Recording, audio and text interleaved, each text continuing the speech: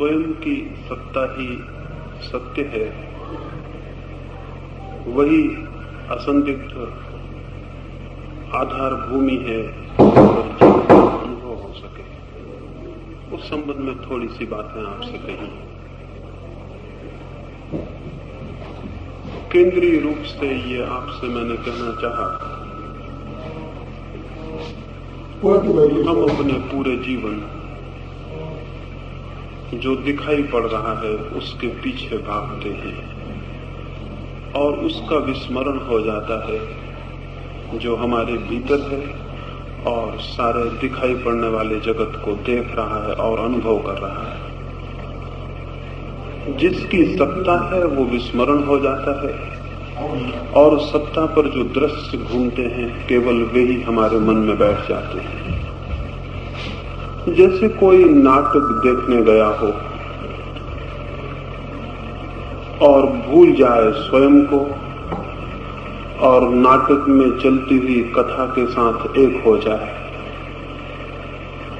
और नाटक के बाद उसे स्मरण आए कि मैं भी था, वैसे ही मृत्यु के समय प्रत्येक को स्मरण आता है कि मैं भी था। और जो आंख के सामने दृश्य चलते थे, वो जो जीवन का प्रवाह था उसमें अपने को भूल गया था, लेकिन तब कुछ भी किया नहीं जा सकता। जो भी किया जा सकता है वो अभी किया जा सकता है। और यदि हम स्वयं का स्मरण न कर पाए तो जीवन दुख की और पीड़ा की एक लंबी कथा हो जाती है।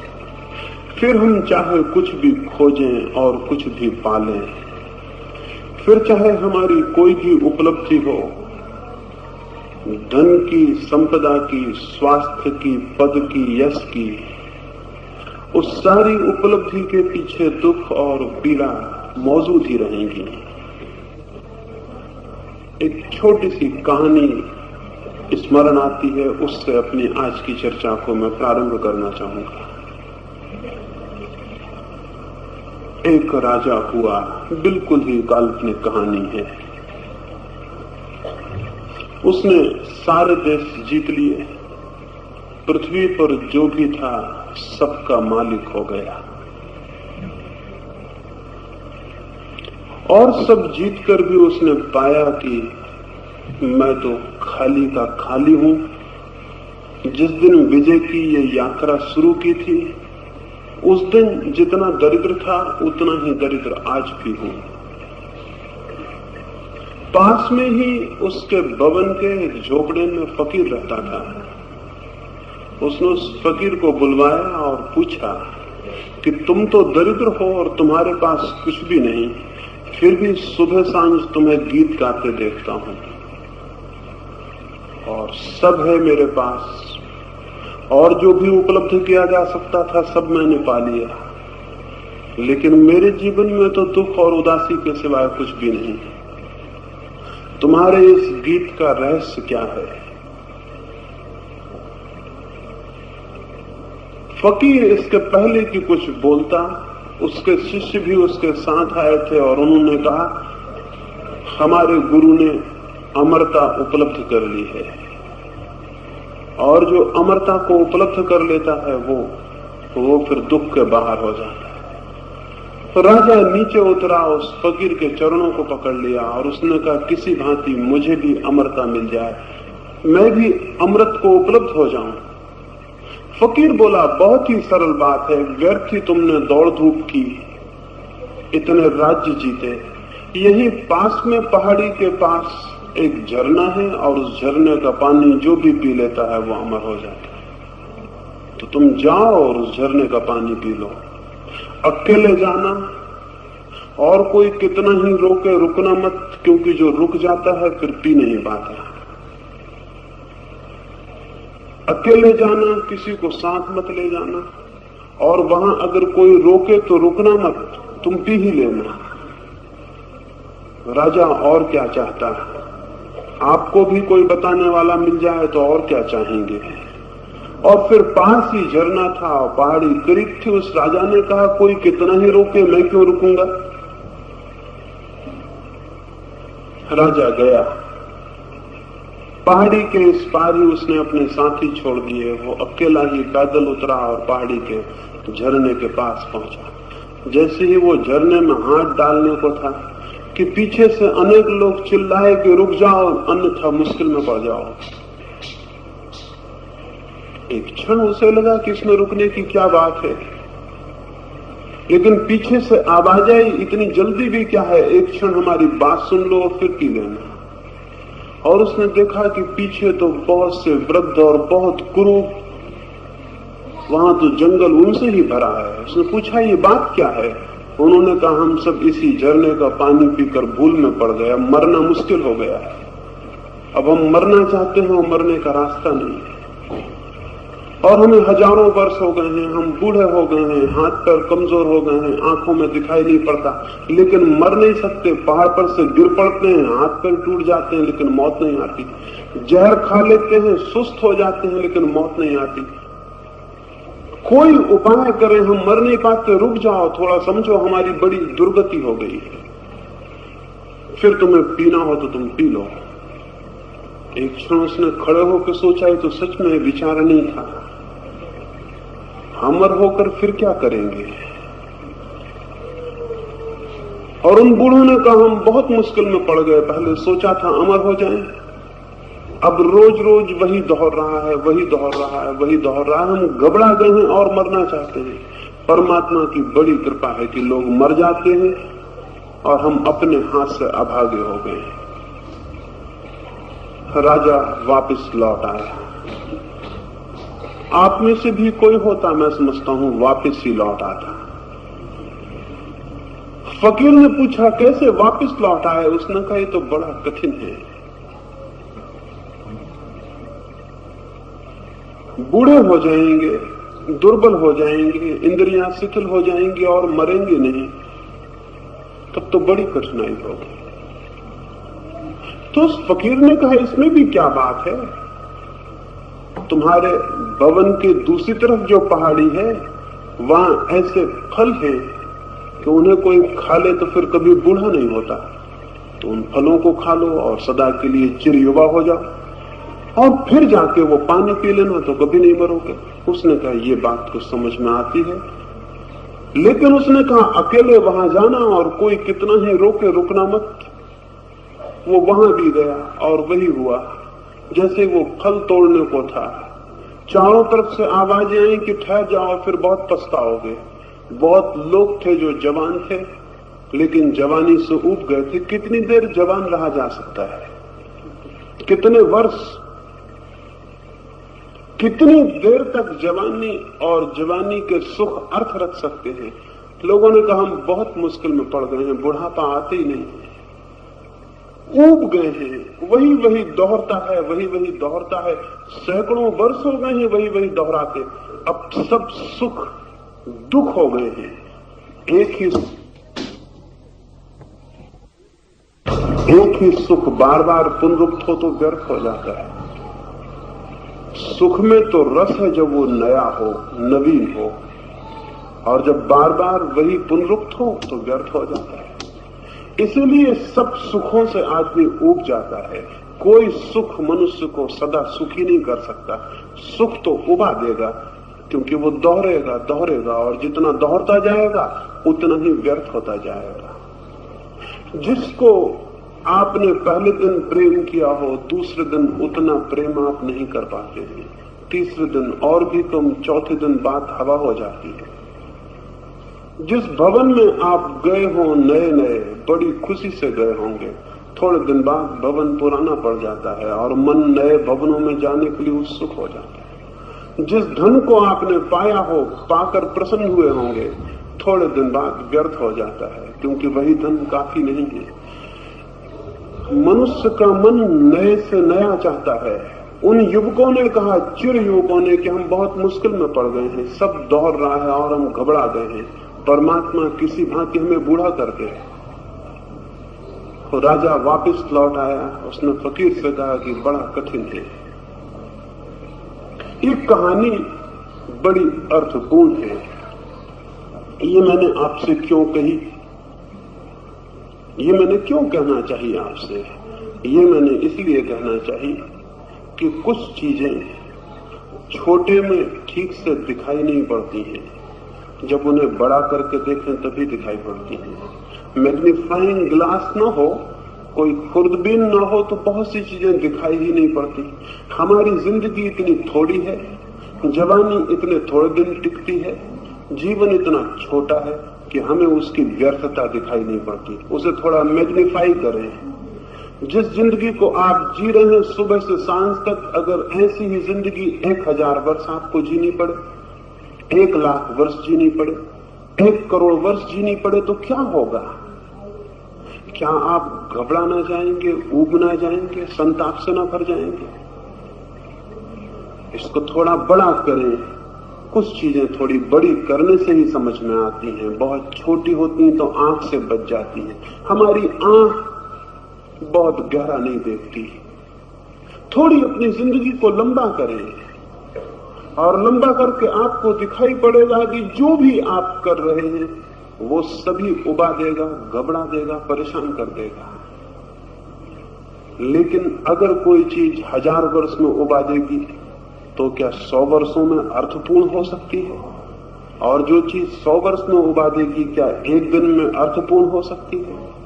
जो 1000 वर्ष में उबाने वाली हो जाएगी वो 100 वर्ष में भी उबाने वाली है, वो 1 दिन में भी उबाने वाली है, वो 1 क्षण में भी उबाने वाली है। ये दूसरी बात है कि हमें दिखाई न पड़ती हो, आंख हमारी ठीक से उस अणु को न देख पाती हो।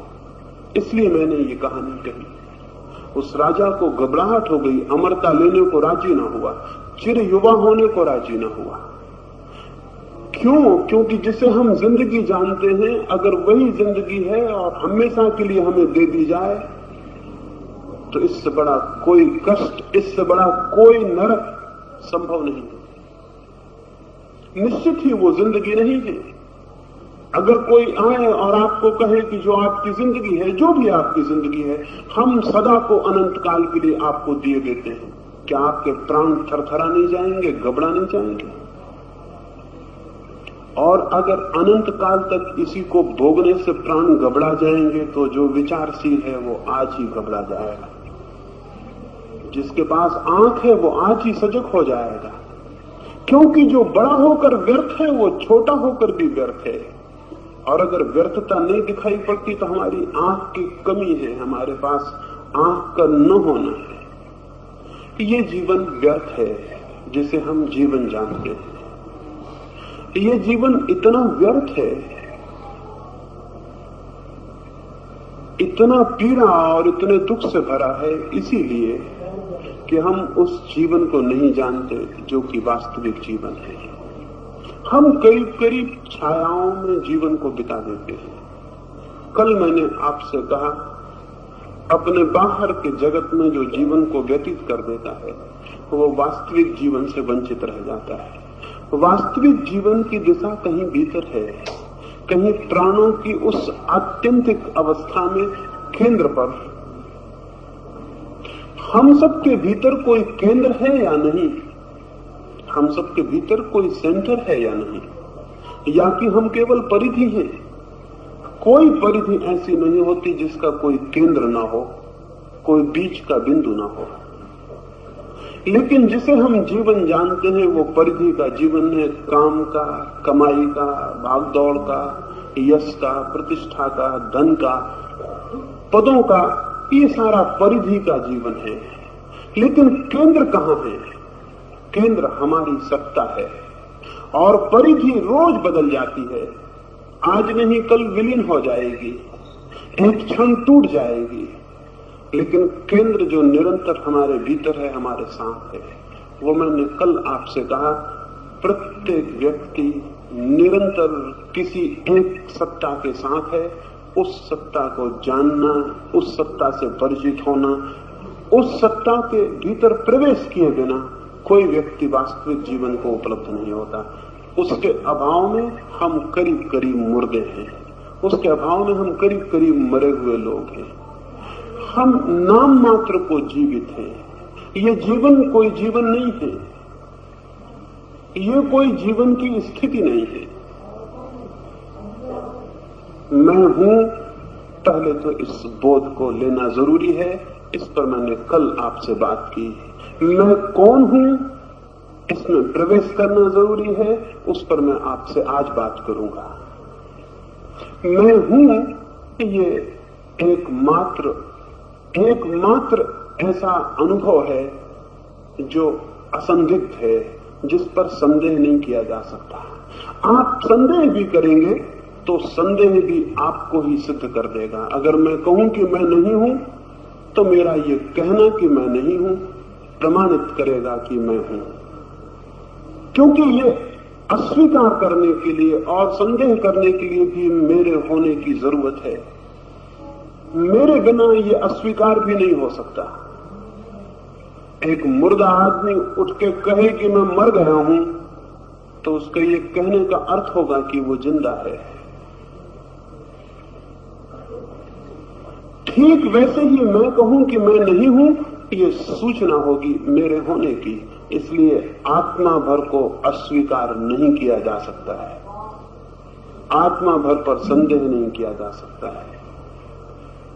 दूसरे की आत्मा पर किया जा सकता है, दूसरे की आत्मा आपके लिए है ही नहीं। सवाल है मेरी निजसत्ता का, उसे अस्वीकार नहीं किया जा सकता, क्योंकि अस्वीकार में भी वो प्रतिपादित हो जाती है, अस्वीकार में भी वो पूर्व से ही उपस्थित हो जाती है। ये जो असंदिग्ध मैं हूं, ये क्या है, ये कौन है? अगर हम अपने से पूछें मैं कौन हूं, तो जरूर कुछ उत्तर आएंगे। कुछ उत्तर आएंगे जो हमें सिखाए गए हैं, कुछ उत्तर आएंगे जो हमें बताए गए हैं। ये सब उत्तर झूठे हैं, ये सब उत्तर असत्य हैं। ऐसा उत्तर आना चाहिए जो न बताया गया है और न सिखाया गया है, वही उत्तर वास्तविक होगा। क्या जब मैं आपसे पूछता हूं या आप अपने से पूछे किसी एकांत क्षण में मैं कौन हूं, तो क्या उत्तर आता है? सहज ही पहले तो वही नाम आ जाएगा जो माँ बाप ने दिया है। नाम भी कितना धोखा दे सकते हैं, नाम कितनी औपचारिक बातें हैं। कोई राम है, कोई कृष्ण है, कोई कुछ है।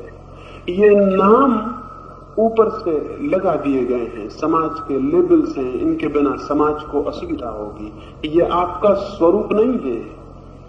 पशुओं का कोई भी नाम नहीं है, पक्षियों के कोई भी नाम नहीं है, फिर भी वे हैं, फिर भी उनका होना है। अगर आपके नाम छीन लिए जाएं, फिर भी आप होंगे, आपकी सत्ता नहीं मिट जाएगी। रात्रि जब आप गहरी नींद में सो जाते हैं तो आपका नाम भी खो जाता है। क्या बहुत गहरी नींद में आप जानते हैं आपका नाम क्या है? आप कुछ भी नहीं जानते। आप किसके पुत्र हैं और किसके पिता हैं और किसके पति हैं या किसकी पत्नी हैं, कुछ भी नहीं जानते। दरिद्र हैं या भिखारी, कुछ भी नहीं जानते। जापान में एक राजा था, वो एक गांव से रोज निकलता था, एक फकीर वहां रहता था। उस फकीर से उसने एक दिन पूछा, सुबह सुबह निकला, सर्द रात थी। उस फकीर से पूछा कि रात बहुत सर्द है, नींद में बड़ी तकलीफ हुई होगी। उसने कहा सब तकलीफ जागने में, नींद में तो कुछ पता नहीं चलता। राजा ने पूछा नींद तो ठीक ही हुई होगी। उस फकीर ने कहा कि जागते में तुम राजा हो, मैं फकीर हूं, नींद में तो हम एक ही जगह हैं। नींद में तो हम दोनों एक ही जगह हैं। तुम राजा नहीं हो, मैं भिखमंगा नहीं हूं गांव का। इसलिए जागना हमारी बनावट हो सकती, नींद तो परमात्मा की है। उस फकीर ने कहा जागना हमारी बनावट हो सकती है, नाम तो हमारी बनावटें हैं। आपको जो नाम दिया है दूसरा दिया जा सकता है, कोई अड़चन न होगी। तीसरा दिया जा सकता है, कोई अड़चन न होगी। आप सब नाम छोड़ दें तो भी आप होंगे। क्या बहुत कठिनाई मालूम होती है? अगर मैं सब नाम छोड़ दूं तो भी मैं रहूंगा। बिना नाम के सारे जगत में मनुष्य को छोड़ के सब है। मनुष्य की ईजाद है नाम, और ये सबसे खतरनाक ईजादों में से एक है। इससे काम तो चल जाता है, लेकिन एक बहुत बड़े अज्ञान पर पर्दा पड़ जाता है। कोई आपसे पूछता है आप कौन है, आप कह देते हैं मैं राम हूं, फला फला हूं, और बात खत्म हो जाती है। धीरे धीरे लोगों से कहते कहते आप भूल ही जाते हैं कि ये बिल्कुल झूठी बात है कि आप राम हैं। ये बिल्कुल झूठी बात है, ये झूठा लेबल है जो लगा दिया गया। ये आपका परिचय नहीं है। सब तरफ अंधेरा था, अकेला था तो अपने से बातें करने लगा। हम सभी कर रहे हैं अपने से बातें। कोई जरा जोर से करता है कहते हैं पागल है, कोई जरा धीरे धीरे मन में करता रहता है तो कहते हैं कोई पागल नहीं है। बाकी हर आदमी अपने से बातें कर रहा। अभी आप यहां बैठे हैं तो इस ख्याल में न रहे कि सभी मुझे सुन रहे होंगे, आपकी बातें चल रही होंगी, उनको आप सुन रहे होंगे। शोपेनहावर वहां गया तो अपने से बात करने लगा। अंधेरा था, कोई भी नहीं था। अपने बाथरूम में आप भी करने लगते होंगे, कहीं एकांत में अकेले में आप भी अपने से बातें करने लगते होंगे। कोई ना होगा तो जोर से भी करने लगते होंगे। ये कोई बहुत अस्वाभाविक नहीं है, ये मनुष्य का रुग्ण मन है, सहज है। शोपेनहावर बात करने लगा, कोई भी नहीं था, कोई डर नहीं था। हम सब डरे हुए हैं एक दूसरों से, इसलिए अपने को संभाले रहते हैं। अगर आप जमीन पर अकेले हो तो आप ऐसे ही थोड़े होंगे जैसे अभी हैं, आप बिल्कुल दूसरे आदमी हो जाएंगे, क्योंकि तब कोई डर नहीं होगा। कोई डर नहीं था, वो कुछ जोर जोर से बात करने लगा। माली जागा, उसने देखा इतनी रात कौन आ गया है, तो उसने लालटेन उठाई, वो गया, देखा अकेला आदमी है और अपने से बात करता है तो थोड़ा डरा। एक तो आधी रात को कोई बगीचे में आ गया, फिर अकेला है और अपने से बातें करता है तो उसे थोड़ी दहशत हुई। उसने दूर से डंडा बजाया और पूछा कि आप कौन हैं। शोपेनहावर ने कहा कि बड़ी मुश्किल हो गई, यही तो हम अपने से पूछते थे यहां, और यही तुम भी पूछने लगे। यही तो हम पूछते हैं, जिंदगी हो गई कि कौन है। माली तो निश्चित समझा होगा कि पागल है, लेकिन सच में वे ही पागल हैं जो सोचते हैं कि वो जानते हैं कि वो कौन है। अपना नाम, अपना पता ठिकाना, ये चिट्ठियां लिखने के लिए पते ठिकाने ठीक हैं और लोगों को बताने के लिए ठीक है कि मैं फला जगह रहता हूं और फला आदमी हूं, लेकिन खुद के जानने के लिए सूचनाएं बहुत झूठी हैं। समाज के लिए तो ये परिचय काफी है, स्वयं के लिए ये परिचय काफी नहीं है। और जो इसको अपना परिचय मान लेगा वो अज्ञान से ही तृप्त हो गया है, उसके जीवन में ज्ञान का पदार्पण नहीं हो सकता, उसने द्वार बंद कर रखे हैं। तो पहली तो बात है कि आप नाम नहीं है। तो सोचते होंगे कि फिर रूप हूं, मेरी शक्ल, मेरा रूपरेखा, मेरी देह की बनावट, ये मैं हूं। आपको क्या पता है कि जब मां के पेट में आपका पहली दफा आगमन हुआ तो आपकी शक्ल और रूपरेखा कैसी थी? तब तो एक छोटा सा इंच का भी सैकड़ावां हिस्सा, एक छोटा सा अणु था, वही आप थे। अगर आज वो अणु आपके सामने रख दिया जाए, क्या आप पहचानेंगे कि ये मैं हूं? वो आपकी देह थी। कभी मां के पेट में जब पहले दिन आपने देह पकड़ी थी तो वही आपकी देह थी। आज तो आप उसको पहचान भी ना सकेंगे, बड़ी दूरबीन से देखेंगे तब कहीं वो दिखाई पड़ेगा और फौरन इंकार कर देंगे कि ये मैं कैसे हो सकता हूं। फिर मां के पेट में आप बड़े होने लगे तो बहुत देह आपने बदली। वैज्ञानिक कहते हैं कि करीब करीब मनुष्य जाति ने जितने जितने पशुओं को पार किया है, उतने उतने पशुओं की सूक्ष्म सूक्ष्म आकृतियां मां के पेट में बच्चा पूरी करता है, पूरी यात्रा करता है। कभी वो पानी के जानवर जैसा होता है, फिर कभी थलचर जैसा होता है, फिर धीरे धीरे बढ़ता है, फिर बंदर जैसा होता है, फिर आदमी जैसा होता है। उनमें से कौन से आप हैं? अगर 9 महीने के पूरे चित्र मां के पेट के आपके सामने रख दिए जाएं तो आप घबरा जाएंगे। वो तो पूरा का पूरा जू हो जाएगा, वो तो जानवरों की कतार हो जाएगी। कौन है आप उसमें से? और अगर आप कहें कि ये हम नहीं है, तो मां के पेट से जब आप जन्मे, वो तस्वीर आपके सामने निरंतर रखी जाती है। धीरे धीरे आपको ख्याल हो जाता है ये मेरे बचपन की फोटो है। लेकिन वो देह कहां गई जो आप बचपन में थे? वो रूप कहां गया? रूप तो रोज बदल रहा है। जो रोज बदल रहा है वो आप कैसे हो सकते हैं? वो तो निरंतर प्रतिक्षण बदल रहा है। आप यहां आए थे, इस भ्रांति में न लौट जाना है कि आप वही देह लेके वापस लौट गए जो लेके आए थे। घंटे भर में देह परिवर्तित हो जाएगी, उसमें बहुत से सेल्स मर जाएंगे, बहुत से नए हो जाएंगे। शरीर में घंटे भर में बहुत परिवर्तन हो जाएगा। आप कहेंगे घंटे भर में क्या परिवर्तन होगा, और घंटे भर में नहीं होगा तो फिर 70 साल में भी नहीं हो सकता है। परिवर्तन रोज होगा तभी तो होगा। कोई अचानक थोड़ी जवान आदमी बूढ़ा हो जाता है, प्रतिक्षण बूढ़ा हो रहा है। और अगर घंटे भर में परिवर्तन नहीं होगा तो फिर आप कभी मर ही नहीं सकोगे, फिर तो आप अमर हो जाओगे। प्रतिक्षण आपके भीतर कुछ मरता जा रहा है। इसलिए मैं निरंतर कहता हूं, जन्म का दिन ही मृत्यु की शुरुआत का दिन है। उसी दिन से मरना शुरू हो गया, उसी दिन से थोड़े थोड़े हम मरते जा रहे हैं। तो जिसको आप अपना रूप कहते हैं, अपना चित्र कहते हैं, वो आपका नहीं है। वो तो रोज मरता जा रहा है, वो तो रोज बदलता जा रहा है। वो तो पानी की धार की तरह है। पिछले वर्ष गंगा पर मैं गया था, इस वर्ष भी गया तो मित्र कहने लगे गंगा, तो मैंने कहा ये नाम धोखा दे देता है। जो पानी में पिछले वर्ष आया था अब बिल्कुल नहीं है, लेकिन गंगा का नाम धोखा दे देता, लगता है वही नदी जो पिछले वर्ष देख गया था। नाम धोखा पैदा कर देता है। वही नदी कहां है अब? वो तो मैं देख भी नहीं पाया था और पानी बह गया। वो तो मैं देख भी नहीं पाया पूरा। हेराक्लितु ने कहा है आप एक ही नदी में दोबारा नहीं उतर सकते, असंभव है दोबारा उतरना। मैं तो कहता हूं एक ही बार नहीं उतर सकते, क्योंकि जब आपका पैर पानी में जाएगा और पानी की सतह छुएगा तब तक नीचे का पानी बह गया, और नीचे जाएगा और नीचे का पानी बह गया। आपका पांव पूरा उतर नहीं पाएगा, पानी की कई परतें बह गई। सब बदला जा रहा है। वैसा ही आपका रूप भी बदलता जा रहा है, प्रतिक्षण बदलता जा रहा है। इस बदलते हुए रूप आप हैं। अगर ये बदलता हुआ रूप आप हैं, तब तो आपके भीतर कोई इकाई ना रही, कोई यूनिटी ना रही, कोई तत्व ना रहा जो कि जन्म के समय हो और मृत्यु के समय भी हो। लेकिन निश्चित ही कोई इकाई हमारे भीतर है, क्योंकि बदलाहट अगर बिना किसी अपरिवर्तनीय सूत्र पर न हो तो हो ही नहीं सकती। एक गाड़ी का चाक चलता है, अगर बीच में खड़ी हुई कील न हो तो चाक चलेगा कैसे?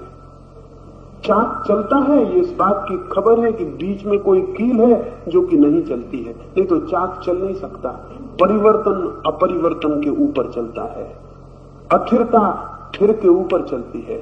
जो ठहरा हुआ है उसके ऊपर बदलाहट होती है। अकेली बदलाहट नहीं हो सकती, अकेली बदलाहट असंभव है, अकेला परिवर्तन असंभव है, मूवमेंट्स असंभव है, जब तक कि कोई बीच में ऐसा तत्व न हो जो कि मूवमेंट नहीं है, जो कि गति नहीं है, जो कि परिवर्तन नहीं है।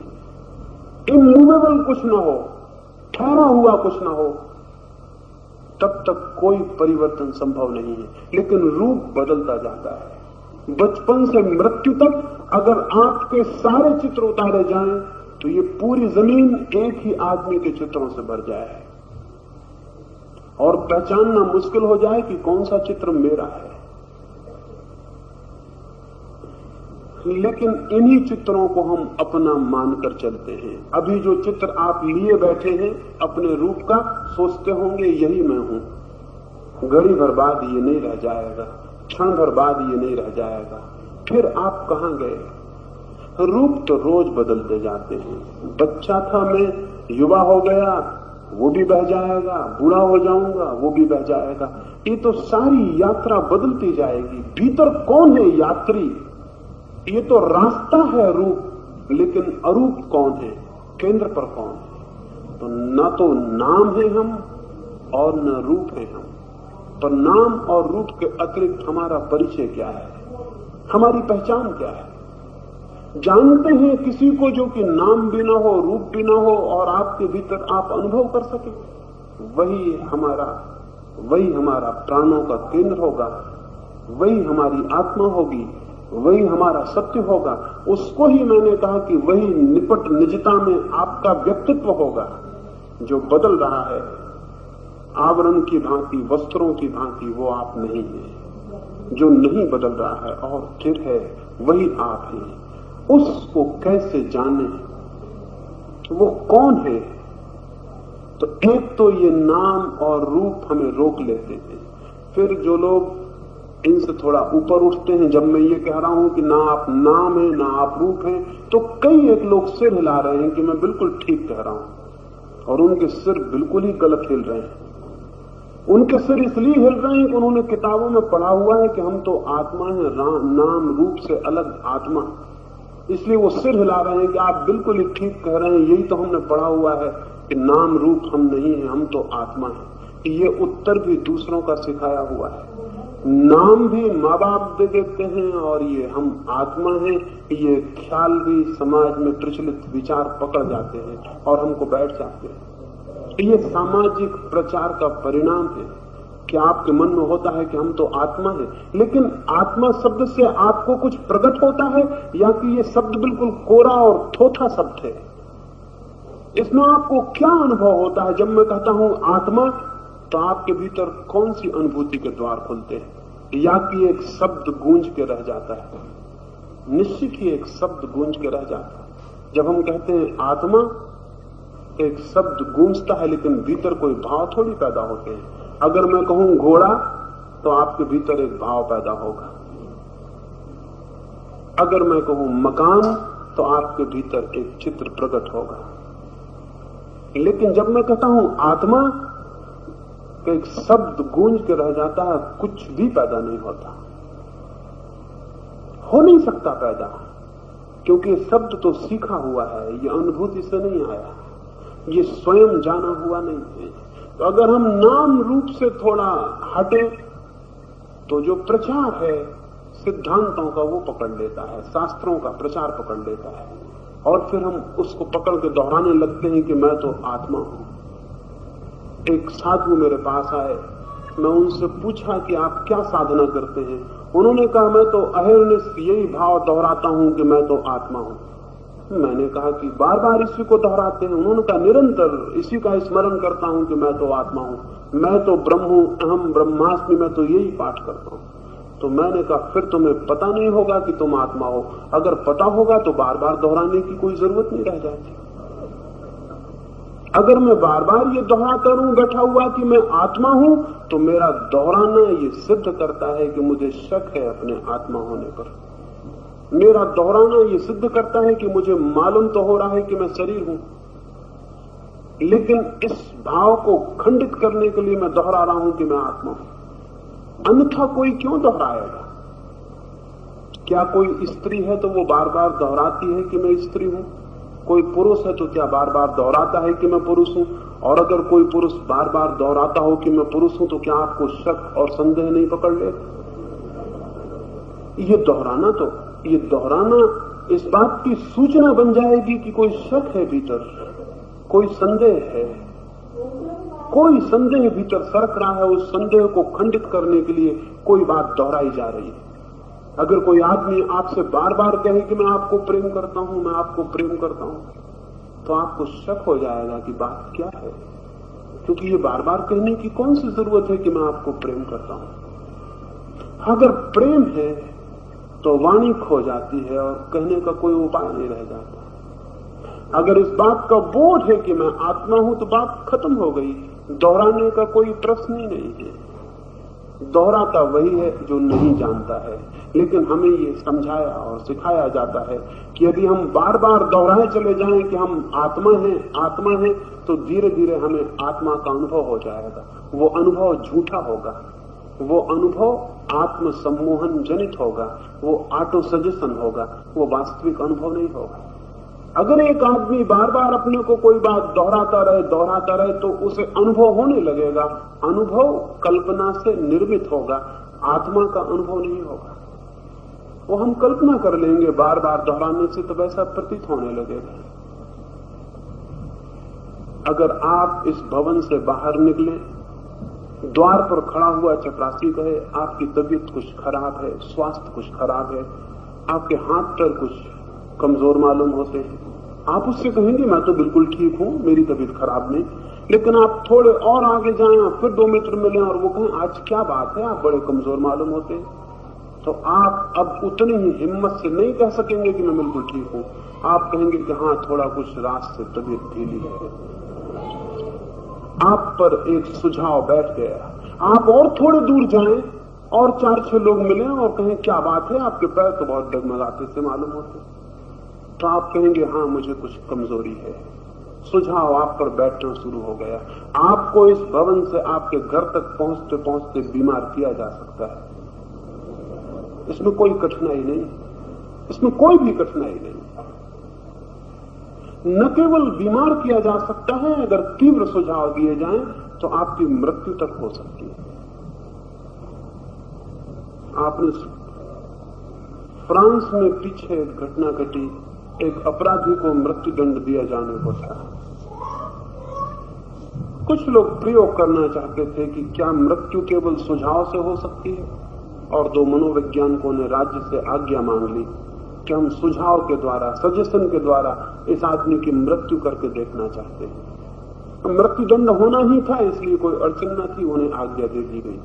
उन्होंने उस व्यक्ति को रात में जाकर कहा कि कल सुबह 6 बजे तुम्हारा दंड हो जाएगा, तुम्हारी मृत्यु का तुम्हें सजा मिल जाएगी और एक बड़ी आधुनिक विधि से तुम्हारी मृत्यु होगी। उसने पूछा कौन सी विधि?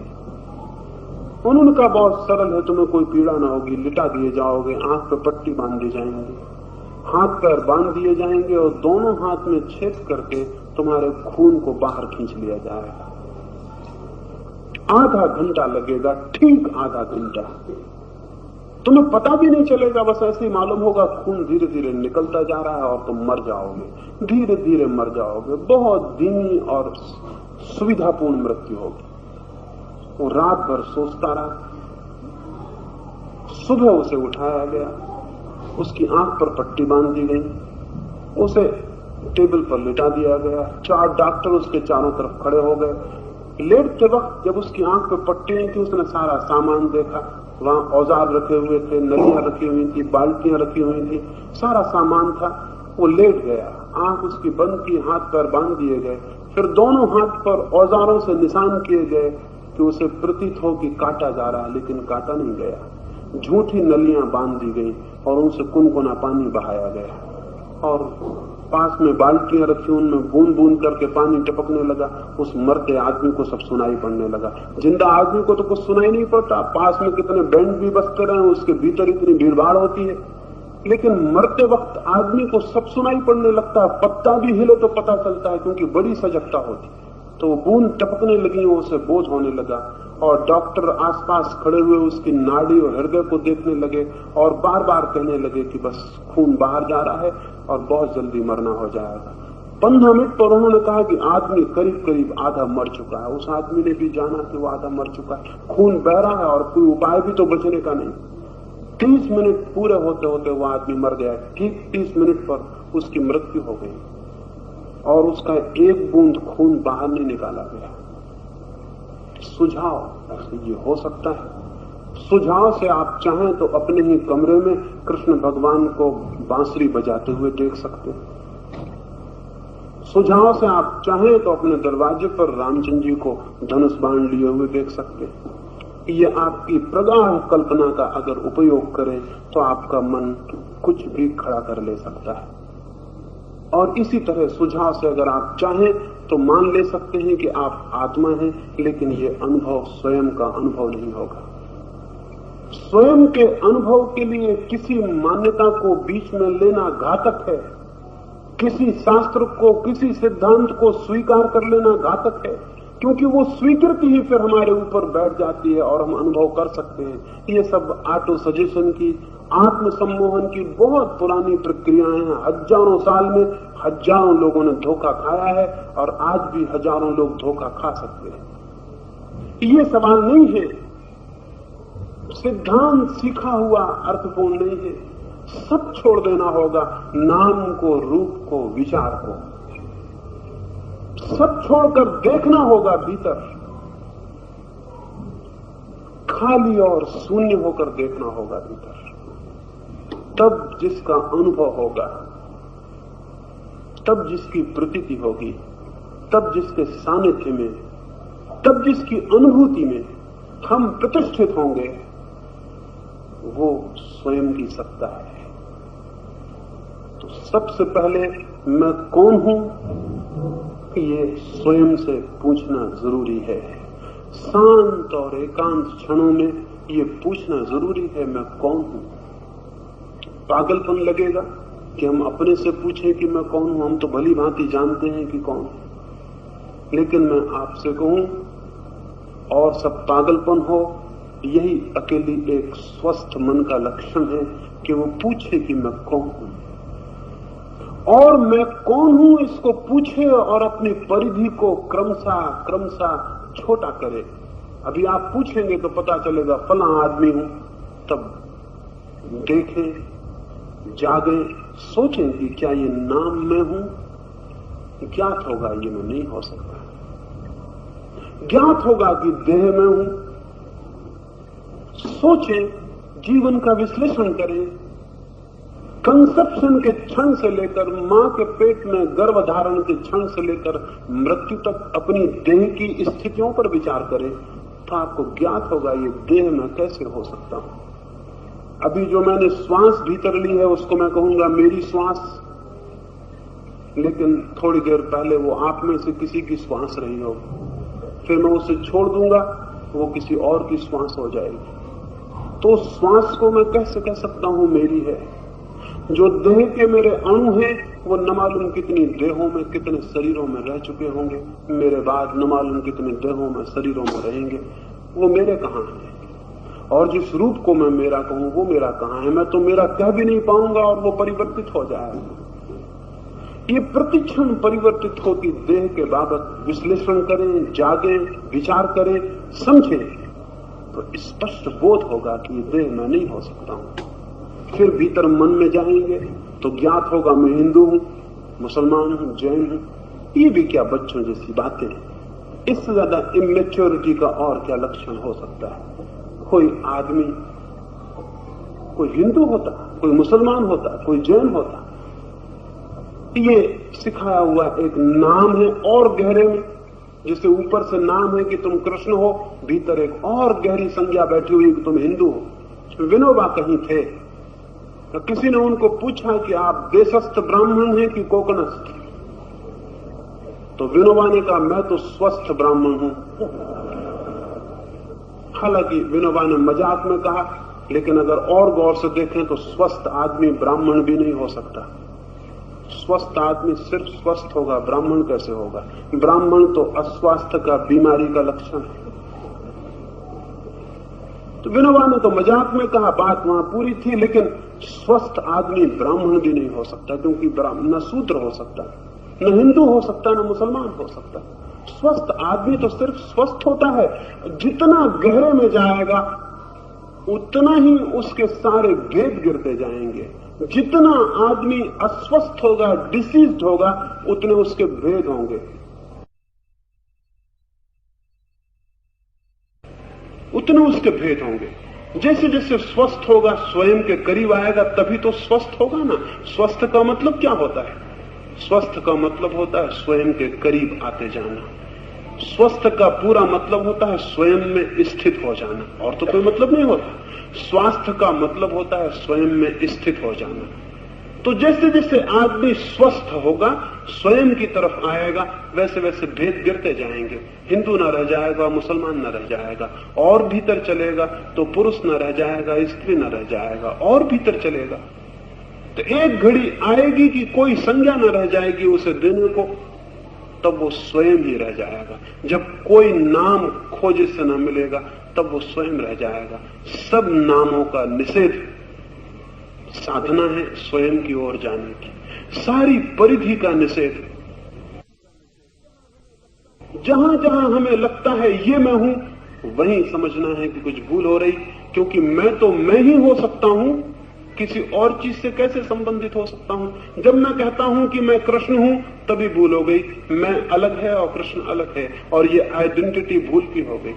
जब मैं कहता हूं मैं शरीर हूं, तब भूल हो रही है, मैं अलग हूं और शरीर अलग है, और ये आइडेंटिटी तादात्म्य भूल का हो गया। जब मैं कहता हूं मैं हिंदू हूं, तो उसका मतलब हो गया कि मैं अलग हूं और हिंदू होना अलग है। जब तक मैं कह सकता हूं कि मैं फला हूं तब तक भूल होगी। जिस क्षण मैं कह सकूं कि मैं तो बस मैं हूं, जिस क्षण सारी संज्ञा और सारे नाम हट जाएं और सिर्फ मैं ही रह जाए।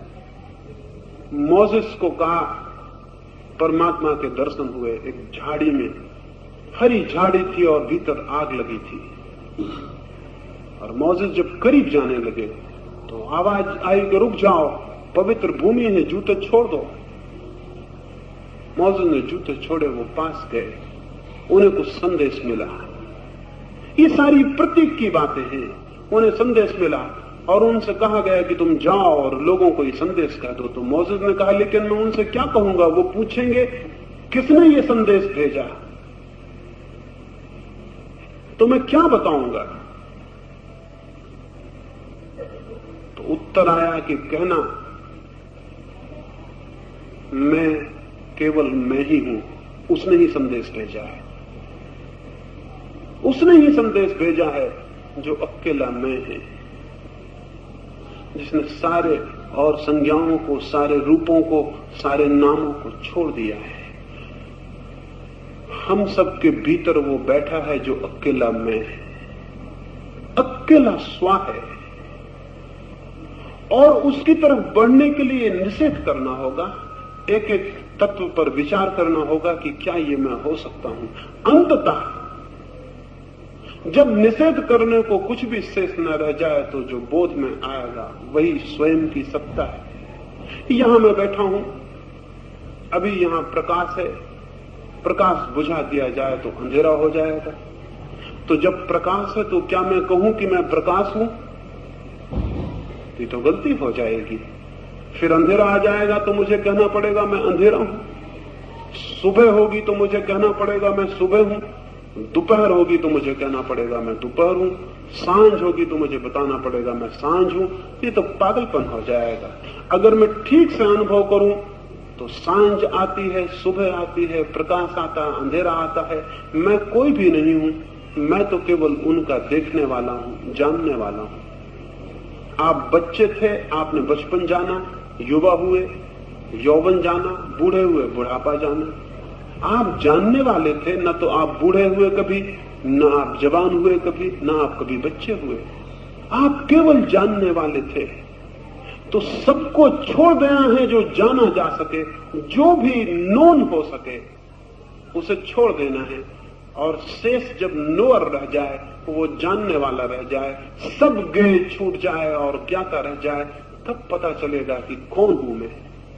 इसका कोई उत्तर नहीं हो सकता, कोई दूसरा दे दे। मैं आपको नहीं कह सकता कौन है आप, कोई आपसे नहीं कह सकता कि कौन है आप, कोई शास्त्र नहीं कह सकता। और अगर कहेगा तो आपको शब्द याद हो जाएंगे और आप उसकी ही कल्पना में पड़ जाएंगे। कोई से पूछने मत जाइए कि कौन है आप हैं तो खोजिए भीतर और छोड़िए उन परतों को जिन्हें पकड़ लिया है और समझ लिया है कि ये मैं हूं। क्रमशः छोड़िए, क्रमशः छोड़िए और स्वयं की तरफ बढ़िए और अनुभव करिए कि जो भी मैं जान सकता हूं वो मैं कभी नहीं हो सकता। इसे सूत्र समझिए, इसे साधना का आधारभूत सूत्र समझिए कि जो भी मैं जान सकता हूं, जो भी मेरा ऑब्जेक्ट हो सकता है, वो मैं कभी नहीं हो सकता हूं। क्योंकि जो मेरा ऑब्जेक्ट हो सकता है, जिसे मैं जान सकता हूं, उससे मैं अलग हो गया। आपको मैं जान रहा हूं, आपसे मैं अलग हो गया। जानने वाली शक्ति जो जाना जाता है उससे पृथक है। मैं अपनी देह को जान रहा हूं। बीमार होती है तो मैं जानता हूं कि देह अस्वस्थ है, स्वस्थ हो जाती है तो जानता हूं कि देह स्वस्थ हो गई। तो ये जो जानने वाला तत्व है, ये देह के साथ एक कैसे होगा? अगर ये देह के साथ एक होता तब तो फिर जान नहीं सकता था, अलग नहीं हो सकता था। जानने के लिए पृथकता चाहिए, दूरी चाहिए, फासला चाहिए। अगर मेरा पैर टूट जाए तो मैं जानूंगा कि पैर टूट गया। यूनान में एक फकीर था, इपिडेक्टस, सीधा और अद्भुत आदमी था, एक झोपड़े में पड़ा रहता था। कुछ लोगों ने उसको जाके पकड़ लिया, कुछ डकैतों ने। बहुत स्वस्थ, बहुत प्रसन्न और अद्भुत व्यक्ति था। उन डकैतों ने पकड़ लिया और उन्होंने कहा कि चलो उसने कहा भी कि मेरे पास तो कुछ भी नहीं है। वो बोले इसकी फिक्र छोड़ो, हम तुम्ही को पकड़ के गुलामों के बाजार में बेच देंगे, काफी दाम मिल जाएंगे, ऐसा तगड़ा और मस्त आदमी मुश्किल से मिलता है। उसने कहा चलो ये भी ठीक है। एपिटेक्टस को पकड़ के वे लोग ले गए। उन्होंने जहां गुलामों के बाजार हुआ करते थे पहले, नाम बदल गए हैं, बाजार तो अब भी है। गुलामों के नाम बदल गए हैं, गुलामी तो अब भी है। नाम अच्छे अच्छे हैं, मामला तो पुराना ही चल रहा है, कोई बहुत फर्क तो पड़ा नहीं। आदमी का आदमी अनेक अनेक रूपों में गुलाम है। खरीदने की तरकीबें बदल गई हैं, होशियारी ज्यादा हो गई, इसलिए गुलाम को पता भी नहीं चलने देते कि तुम गुलाम हो, और उसको गुलाम भी बनाए रहते हैं। और अच्छी अच्छी बातें सिखा दी हैं, और उनके हिसाब से सब काम चलता है। बाजार बदल गए, दुकानें बदल गई, माल वही है, वही बिक रहा है। तो वो उस गुलामों के बाजार में उसको खड़ा कर दिया गया, उस एपिटेक्टस को टिकटी पर खड़ा कर दिया। और इसके पहले कि नीलाम करने वाला चिल्लाता कि गुलाम खड़ा है, कोई खरीदे, वो खुद ही चिल्लाया है कि एक अद्भुत बात घट रही है, गुलामों के बाजार में एक मालिक आ गया है। और उसने चिल्ला के कहा कि गुलामों, जिसकी भी मर्जी हो इस मालिक को खरीद लो। वहां भीड़ लग गई, ऐसा गुलाम कभी नहीं आया था जिसने ये कहा हो। एक राजा भी आया हुआ था, उसने कहा ये बड़ा अजीब आदमी मालूम होता है जो कह रहा है कि किसी गुलाम को, किसी मालिक को खरीदना हो तो खरीद ले। उस राजा ने कहा कि मैं खरीद लेता हूं इसे ठीक करना पड़ेगा, ये आदमी तो गड़बड़ है। राजा ने उसे खरीदा और जंजीरें डलवा दी। रास्ते में जब चलते वक्त घोड़े पर राजा था, वो नीचे था, उसने पूछा तुमने ये कैसे कहा कि तुम मालिक? तो उसने कहा कि मैं उसे जानता हूं जो मैं हूं, और जिस दिन मैंने जाना उसी दिन मैं मालिक हो गया, और जो उसे नहीं जानता वो गुलाम रहेगा। तो राजा ने कहा इसका मतलब है कि तुम मानते हो कि तुम शरीर नहीं हो? उसने कहा मानने का सवाल नहीं, ये मैं जानता हूं। मानते तो वे हैं जो जानते नहीं। मैं जानता हूं कि मैं शरीर नहीं हूं। राजा ने घोड़ा वहीं रोका, अपने दूसरे सिपाहियों से कहा इस आदमी का पैर तोड़ दो। उसे पकड़ लिया गया, उसका एक पैर मरोड़ा गया और तोड़ दिया गया। जब पैर टूटने लगा तो एपिटेक्टस ने कहा कि देखो महानुभाव, इस भांति पैर को मोड़ने से पैर जरूर ही टूट जाएगा, और फिर तुम पछताओगे। खरीद के मुझे लाए हो, रुपया बेकार हो जाएगा। लेकिन राजा बोला इसकी बातों में मत तोड़ो, ये सब होशियारी की बातें हैं, पैर को बचाने की तरकीब, पैर तोड़ ही दो। पैर तोड़ दिया गया। एपिटेक्टस ने कहा कि देखो पैर टूट गया। राजा ने कहा और कुछ कहना है? उसने कहा और कुछ कहने का कोई सवाल ही नहीं, पैर टूट गया, इतनी बात है। तुम देख रहे हो पैर को टूटते हुए, हम भी देख रहे हैं पैर को टूटते हुए, इस पर थोड़ा ख्याल करें। एपिटेक्टस ने कहा तुम देख रहे हो पैर को टूटते हुए, हम भी देख रहे हैं। तुम बाहर से देख रहे हो, हम भीतर से देख रहे हैं, इसलिए तुम्हारा देखना अधूरा ही होगा, हमारा देखना बिल्कुल पूरा है। हम भीतर से देख रहे हैं कि पैर टूट गया। ये जो देख रहा है, ये देखने की वजह से अलग हो जाता है। ये जो जान रहा है, जानने की वजह से अलग हो जाता है। जो भी हम जान सकते हैं उससे हम पृथक हो जाते हैं। इसलिए जो भी आप जान लें, समझ लें कि उससे आप भिन्न हैं, उसे छोड़ें और भीतर प्रविष्ट हों। वहां भी कुछ जानने को मिल जाए, उसे भी छोड़ें और भीतर प्रविष्ट हों। शरीर छूटेगा तो मन आ जाएगा, विचार आ जाएंगे, वो भी हम नहीं है, उनको भी हम जानते हैं। क्रोध है, प्रेम है, घृणा है, वो भी हम नहीं है, उनको भी हम जान लेते हैं, उनको भी हम देख पाते हैं, उनको भी हम अनुभव कर पाते हैं। ऐसे क्रमशः भीतर प्रविष्ट हो, जैसे कोई प्याज को छीलता जाता हो और उसके एक एक छिलके को अलग करता जाता हो, ऐसा अपने एक एक छिलके को अलग करते जाएं, एक एक वस्त्र को अलग करते जाएं, और उस क्षण तक अलग करते जाएं जब तक कि भीतर कोई वस्त्र ही ना रह जाए। लोग कहते हैं महावीर नग्न हो गए, मुझे पता नहीं उन्होंने कपड़े छोड़े या नहीं छोड़े, लेकिन अगर वो नग्न हुए होंगे तो उसका अर्थ यही होगा उन्होंने सारे वस्त्र छोड़ दिए होंगे। ये वस्त्र नहीं जो आप पहने हुए हैं, वे वस्त्र जो हमने भीतर अपनी चेतना पर पहन रखे हैं, और जिनकी वजह से चेतना अपनी नग्नता में, अपनी पूरी निर्दोषता में हमें अनुभव नहीं हो पाती, उनको छोड़ते जाएं, छोड़ते जाएं और नग्न होते जाएं। उस क्षण तक जब तक कि दिखाई पड़ने को, अनुभव में आने को, ज्ञान में आने को कुछ भी शेष न रह जाए, जब कुछ भी ऑब्जेक्ट, कोई भी विषय, कोई भी विचार, कोई भी प्रतीति, कोई भी दृश्य उपस्थित नहीं रहेगा, तब आप पाएंगे क्रांति घटित हो गई, एक विस्फोट हो गया, जैसे कोई ज्वालामुखी फूट पड़ा हो। सारे वस्त्र टूट जाएंगे तो आप पाएंगे कि आपके भीतर ऊर्जा ने, एक शक्ति ने विस्फोट कर दिया, सारी बात बदल जाएगी। आप जानेंगे उस क्षण में कि कौन है वो जो भीतर बैठा है। इस आत्म अनुभव को विस्फोट से ही उपलब्ध हुआ जाता है, और विस्फोट के लिए जरूरी है कि हम सारी परतें अलग कर दें, ताकि भीतर जो है वो फूट सके और प्रकट हो सके। भीतर मौजूद है कोई, लेकिन ढका है वस्त्रों से, उसे अनढका कर दें, उसे उघाड़ दें। साधना उघाड़ना है, साधना उद्घाटन है, चीजों को हटाते जाना है। जैसे कोई कुआं खोदता है, मिट्टी को, पत्थर को अलग खोद के फेंक देता है, खोदता जाता है, खोदता जाता है।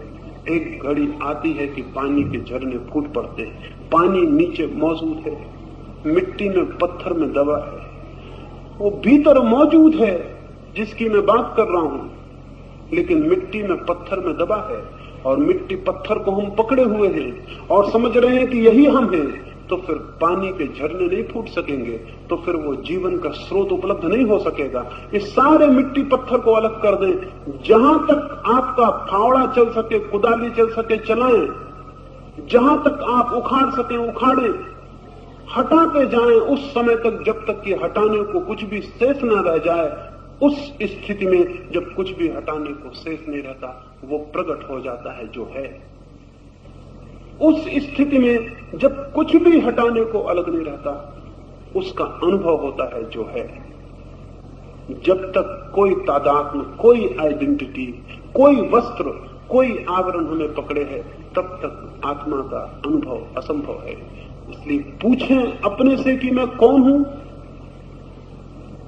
निरंतर अपने मौन के क्षणों को समर्पित करें इस खोज के लिए कि मैं कौन हूं, और सजग रहें कि कोई झूठा उत्तर न पकड़ जाए और सब झूठे उत्तर हटाते चले जाएं। कठिन है बात, श्रम मांगती है। जीवन में कोई भी ऐसा मूल्यवान अनुभव नहीं है जो कठिन न हो। जीवन की कोई अनुभूति जिस मात्रा में गहरी होगी उतना ही श्रम मांगेगी। इसलिए कोई सोचता हो कि थोड़ी देर बैठ के राम राम जप लें, या कोई सोचता हो कि माला फेर लें, या कोई सोचता हो कि रोज सुबह उठ के मंदिर हो आए और घर लौट आए, इतना सस्ता मामला नहीं है। इतने सस्ते में परमात्मा को धोखा देने का विचार न करें। एक साधारण सा कुआं आदमी खोदता है तो मिट्टी पत्थर अलग करने होते हैं, और आप स्वयं का कुआं खोदने चले हैं और सोचते हैं 8 आने की माला खरीद लेंगे, उसके गुरिये सरकाते रहेंगे, इससे हल हो जाएगा। कैसी बच्चों जैसी बात है, और किसी और को नहीं, खुद परमात्मा को धोखा देने के इरादे। इतना सस्ता मामला नहीं है। धर्म से महंगी और कोई बात नहीं है, क्योंकि धर्म से बड़ी और कोई बात नहीं है, और आत्मा से महंगी कोई बात नहीं है, क्योंकि आत्मा से बड़ी कोई बात नहीं है। सब उसके लिए चुकाया जा सकता है, सब उसके लिए खोया जा सकता है, सब उसके लिए समर्पित किया जा सकता है, सब उसके लिए चढ़ाया जा सकता है। लेकिन हम ये सब शायद न करना चाहें, कहें कि बहुत कठिन बात है, लेकिन जो बात कठिन लगती हो उसे ही प्रयोग करने में पुरुषार्थ है।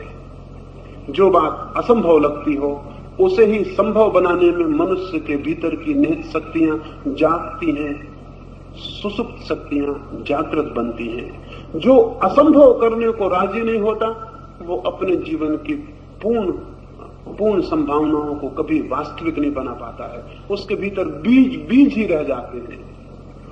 असंभव से घबराए ना, और आत्मा से असंभव और कुछ भी नहीं है। न तो एवरेस्ट पे चढ़ना, न चांद पे पहुंच जाना, न अंतरिक्ष की यात्रा, कुछ भी आत्मा के अनुभव से ज्यादा असंभव नहीं है। इसलिए जिनके भीतर भी थोड़ा पुरुषार्थ हो, जिनके भीतर भी थोड़ा इस बात का गौरव हो कि मैं कुछ हूं, उनके लिए एक ही चुनौती है कि वो उसको जानने में लगे जो सबसे बड़ा पुरुषार्थ है, उसे पहचानने में लगे जो सबसे ज्यादा असंभव है और सबसे ज्यादा खतरनाक है और सबसे ज्यादा कठिन है। लेकिन ये मुझे लगता है कि ऐसा एक भी मनुष्य नहीं है जो अगर साहस करे, संकल्प करे, तो इस असंभव को संभव न बना पाए, क्योंकि वो सबकी निजी संपत्ति है। उसे कहीं खोजने बाहर नहीं जाना है, उसे हम अपने साथ लिए हुए घूम रहे हैं। उसे कहीं पाने किसी दूर नहीं जाना है, उसे हम निरंतर अपने साथ ढो रहे हैं। थोड़ा ही प्रवेश की बात है, थोड़ा संकल्प जुटाने की बात है, थोड़ा साहस इकट्ठा करने की बात है। साहस जिन्होंने खो दिया है वे लोग मंदिरों में इकट्ठे हो गए हैं। साहस जिनने खो दिया है वे लोग हाथ जोड़कर मूर्तियों के सामने बैठे हुए, खुद की बनाई हुई मूर्तियों के सामने हाथ जोड़कर बैठे हुए। अगर कोई जरा गौर से देखेगा तो लगेगा कैसा पागलपन है। आप अपने घर में एक कागज पर एक चित्र बना लें और हाथ जोड़कर बैठ जाएं, तो लोग कहेंगे ये क्या कर रहे हैं। लेकिन यही हो रहा है। साहस जिन्होंने खो दिया है, जिन्होंने पुरुषार्थ खो दिया है, जो सस्ते में कुछ पा लेना चाहते हैं, उन सारे लोगों ने इतनी इजादें कर रखी हैं धर्म के नाम पर कि उनकी इजादों के भार के नीचे धर्म का पता चलना मुश्किल हो गया है। धर्म के नाम पर इतना कचरा है कि धर्म के हीरो का पता चलना कठिन हो गया है। इस कचरे से ऊब के कुछ लोगों ने कहना शुरू किया, इस कचरे को आग लगा दो, कम से कम मैदान ही साफ हो जाए। वे दूसरी अति पर चले गए हैं। एक अति है कि कचरा इकट्ठा कर लिया है लोगों ने, एक दूसरी एक्सट्रीम पैदा हो रही इसके विरोध में कि सबको आग लगा दो, ये सब अफीम का नशा है, इसमें कुछ भी नहीं है, ये फेंको, इसको आग लगा दो, ये सब पागलपन है। पहले में भी खतरा है क्योंकि उस कचरे में हीरे दब गए हैं, और दूसरे में खतरा है कि कचरे के साथ हीरों में भी आग न लगा दी जाए। इसलिए जो जानते हैं उनके सामने बड़ी पीड़ा है। धर्म को बचाना है और तथाकथित धर्म को नष्ट करना है, और ये बड़ा कठिन है, ये बड़ा मुश्किल है। इससे ज्यादा मुश्किल और कोई बात नहीं हो सकती। धर्म को बचाना है और तथाकथित धर्म को बिल्कुल डूब जाने देना है। इस तथाकथित धर्म को बचाने में वास्तविक धर्म के डूबने का डर पैदा हो गया है। लेकिन हम जो सस्ती बातें चाहते हैं, हम जो कमजोर और सुस्त लोग हैं, किसी के पैर पकड़ना चाहते हैं और किसी का सिर पर हाथ चाहते हैं कि वो कह दे कि जाओ तुम्हें सब मिल जाएगा, तुम फिक्र मत करो, तुम गाओ मौज करो, तुम्हें सब भगवान की कृपा से मिल जाएगा, क्योंकि तुमने मान लिया वेद को, कि तुमने मान लिया कुरान को, कि मान लिया बाइबल को, अब तुम्हें और क्या जरूरत है, विश्वास ले आओ, बाकी सब काफी है। नहीं, विश्वास से कुछ भी नहीं होगा, बिल्कुल कुछ भी नहीं होगा। विश्वास से कुछ होने को नहीं है, विवेक को जगाना होगा, और विवेक की तीव्र धार से स्वयं के भीतर वे सारी परतें काटनी होंगी जो हमने चिपका रखी हैं और जिनको हमने स्वयं का होना मान लिया है। विवेक की धार, विवेक की तलवार से चीरना होगा स्वयं।